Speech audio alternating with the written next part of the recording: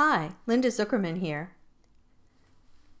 Here are some tips on how to assess a website quickly. Librarians need to be able to assess a website quickly to see if it contains needed information. When we're doing reference interactions, we generally do not have more than a couple of minutes per site to see if it meets our customers' needs. Our learning objectives for this session are to identify the parts of a website where important information is likely to be, to find the About button or similar feature to assess website credibility, to determine the hierarchical structure of the site using tabs, table of contents, menus, breadcrumb trails or URLs, and home buttons, and also to list areas to point out to a customer. First, if you arrive at a site via a link, you may have to determine whether you are on the home page or not. You can tell where you are in a website by looking at a breadcrumb trail if it's available, or by looking at the URL in the address bar. The URL of the home page is the one that usually ends in .com, .org, .edu, etc. This one's unusual, dllr.state.md.us. This is the format of Maryland government and is typical of some of the older state websites. The home page in the breadcrumb trail is the first item listed in the string, in this case, other services. You will probably need to get back to the home page to do the CRAP test. If the page you are on has some likely information, you can open another tab or window to check out the home page. If you're not worried about keeping your place, you can click on the Home button if it is available, or click on the logo, which also often acts as the Home button. If you understand website design, you can find information on a reasonably well-designed website very rapidly. If the site is not well designed, well, that's one strike against it in the CRAP test.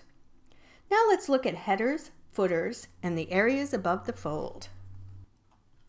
First, examine the header at the top of the page to see what information is there.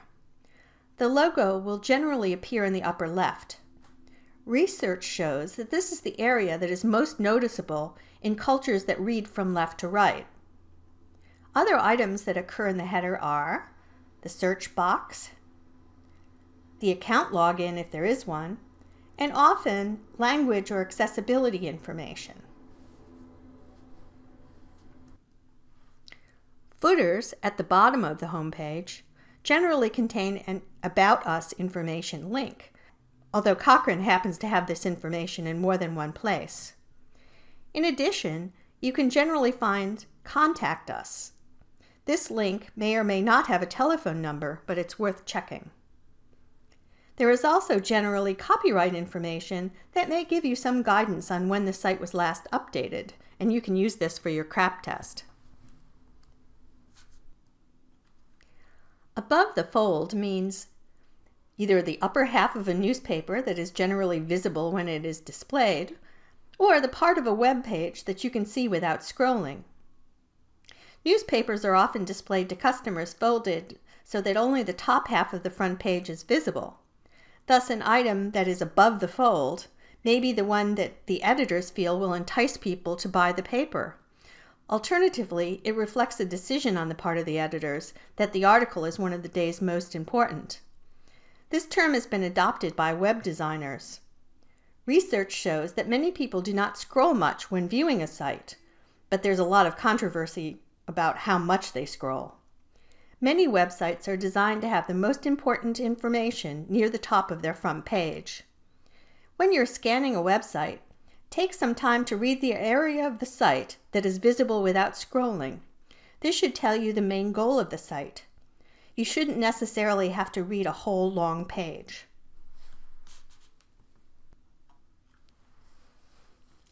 Now you have some information to apply the CRAP test.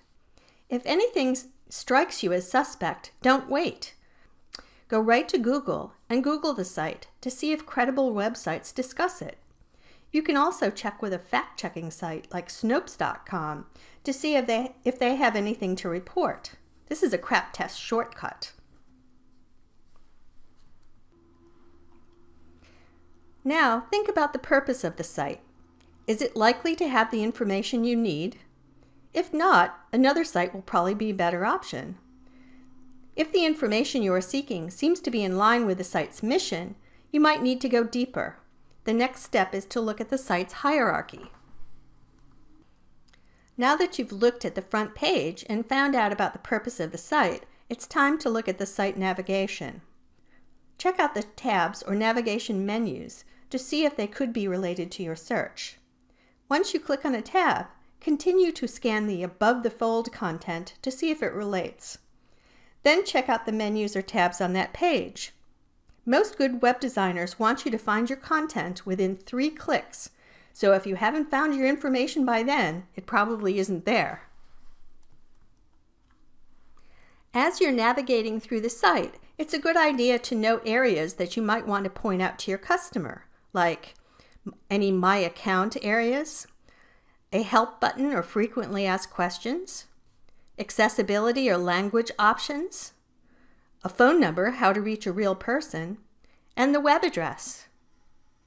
I hope this helps you maneuver more quickly around a website and gives you some comfort about getting customer information rapidly.